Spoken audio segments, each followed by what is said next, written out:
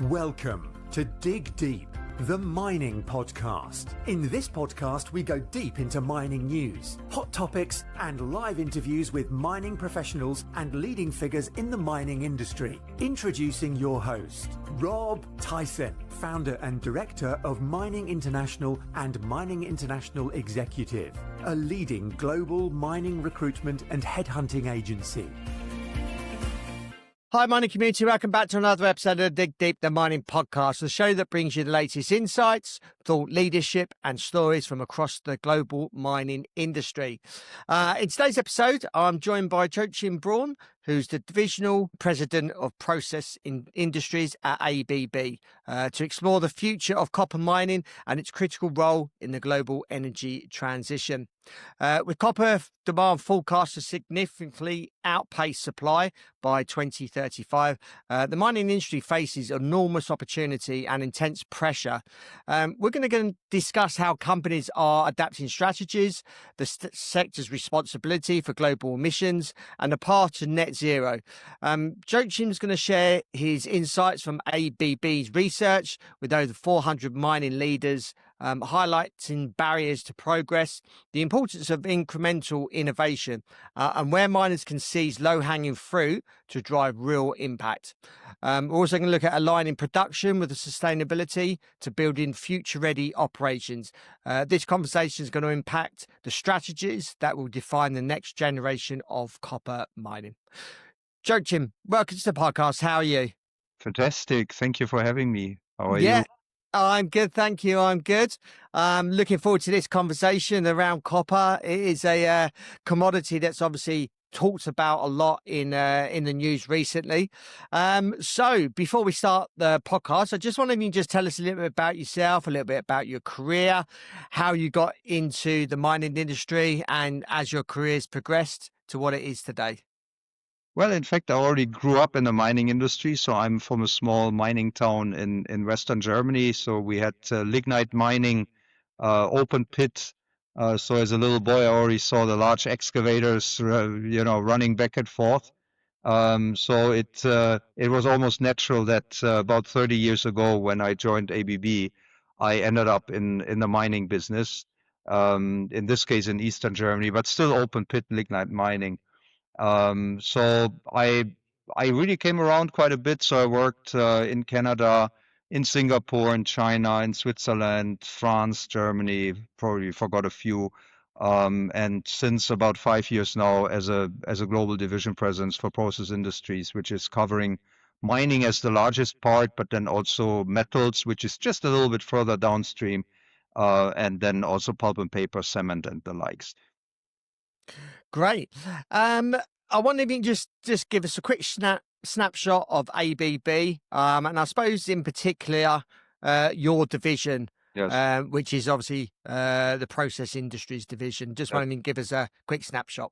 Yes. So ABB is a global electrical engineering company, about 120,000 people. And we have about 18 divisions, and process industries one. This is about 2 billion big, about 4,000 people working there.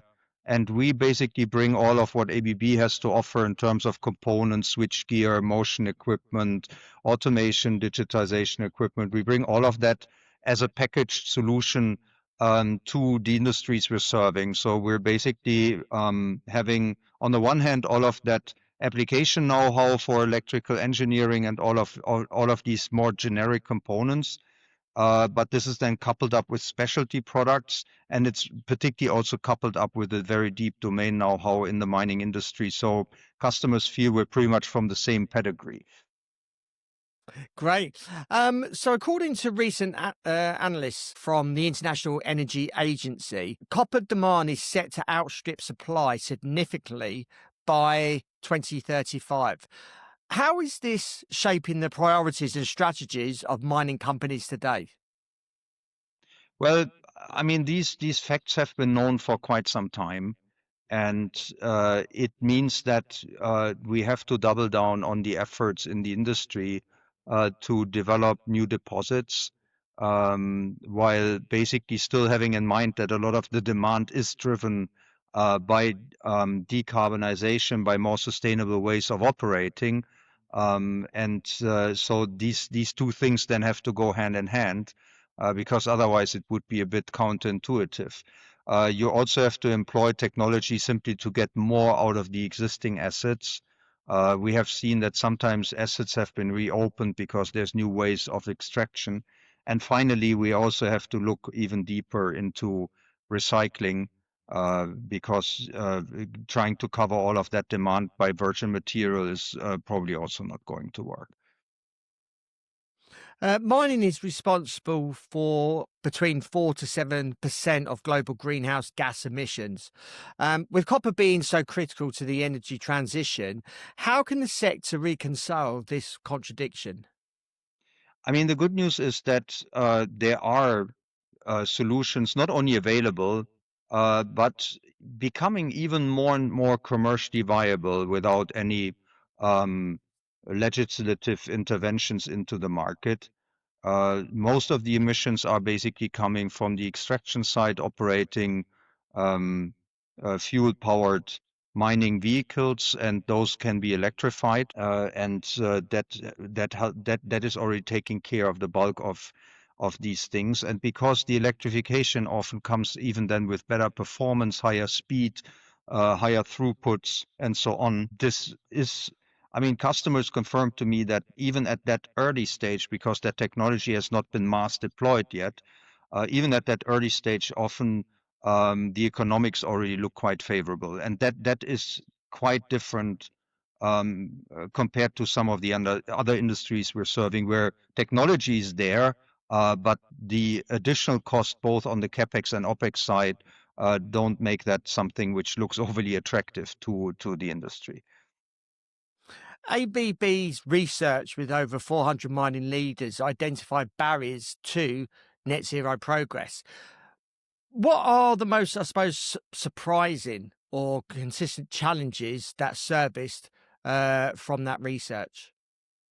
Yeah, I mean, this was really in an interesting piece of research, getting in touch with the industry leaders. Uh, the industry basically has high ambitions in decarbonization. That was clearly an outcome, but they are still looking for suppliers who can help them there, to really turn the technology around.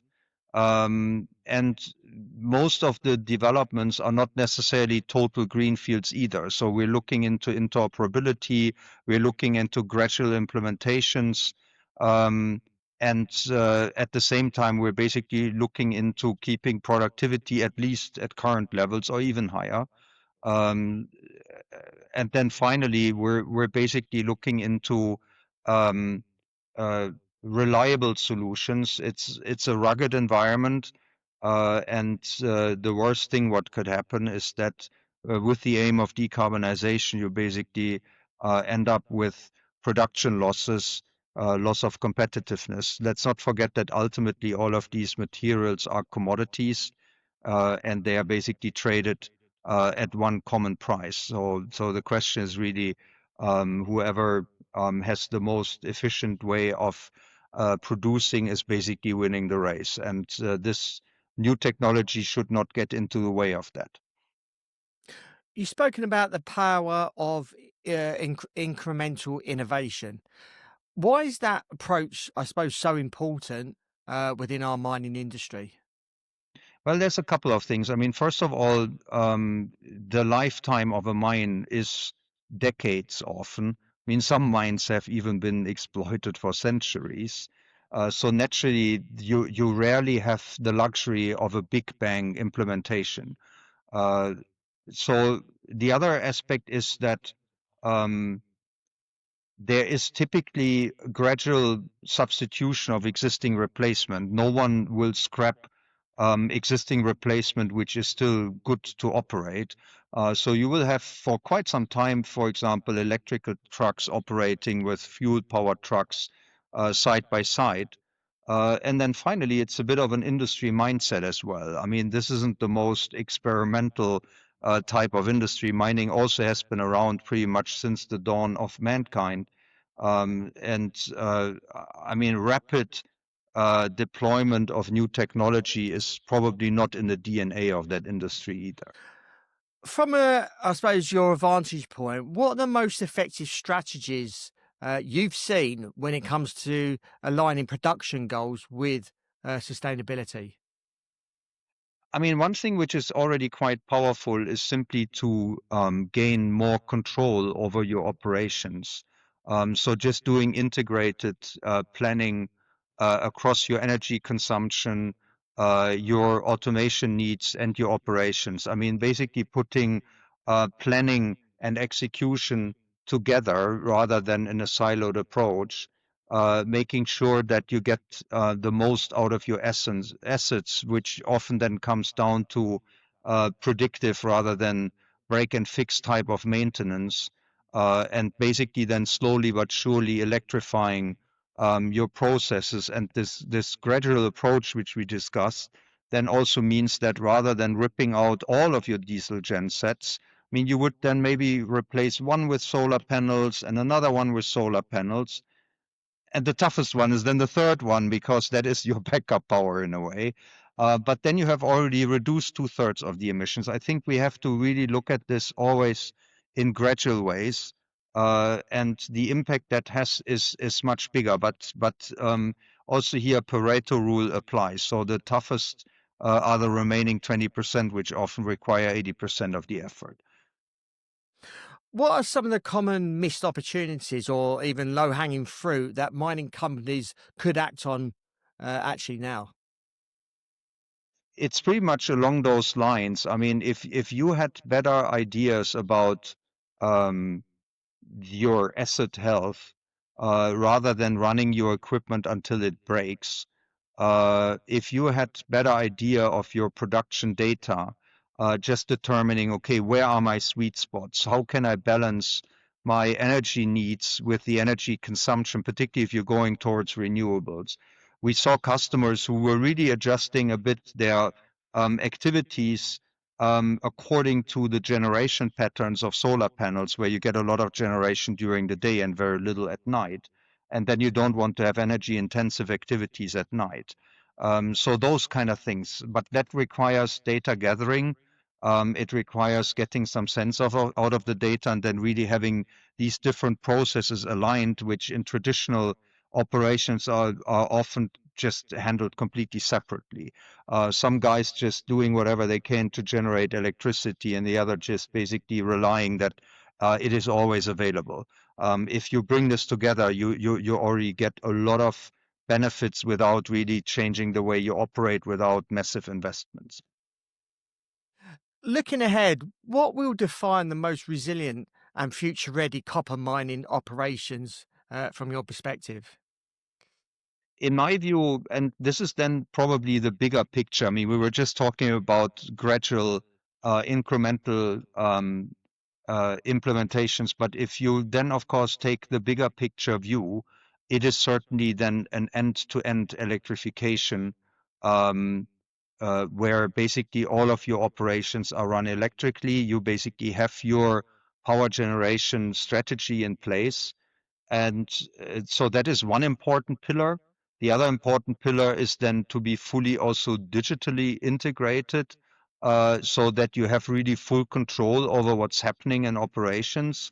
You would probably rely less on activities to be performed in the mining site. You would probably um, move a lot of these activities into centralized remote operation centers, which again also allows to have mine planning and mine operations working side by side, and which basically through that data acquisition gives you a very good picture of what's happening in the mine.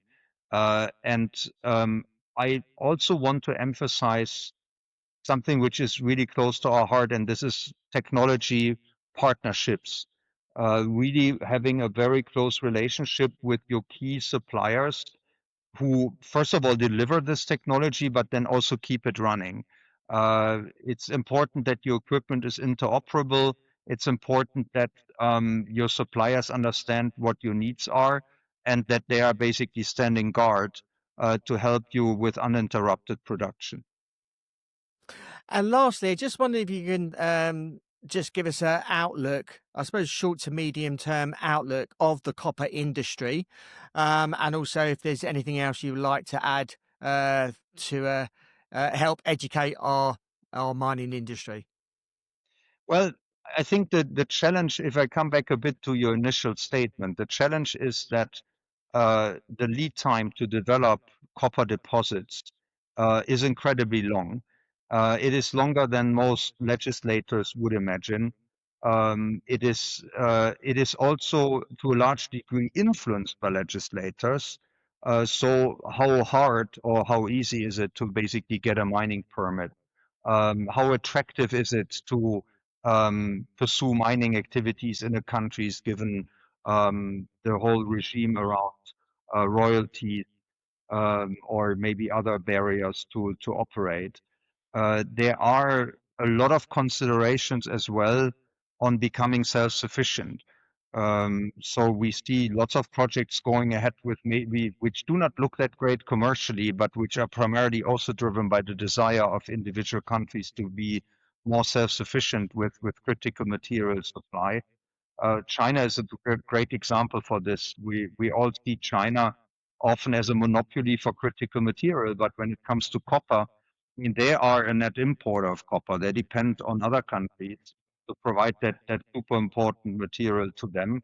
And there are plans ahead to basically go into pretty challenging deposits, both from a location point of view, but then also from an ore quality point of view, just to at least reduce this dependency. So that is also happening in the market. So geopolitical environment is not always negative. It is also driving additional investments. What we have seen in other critical material areas such as lithium is that end users are getting more engaged. I was referring to copper as a commodity, and commodity typically implies that it is readily available in the market. Now that we're apparently running into a short supply, you can imagine, and again, we have seen this in other critical materials, that end users with a high interest are making direct investments, are putting their own stakes. And I think that can also help to accelerate the exploration of new deposits.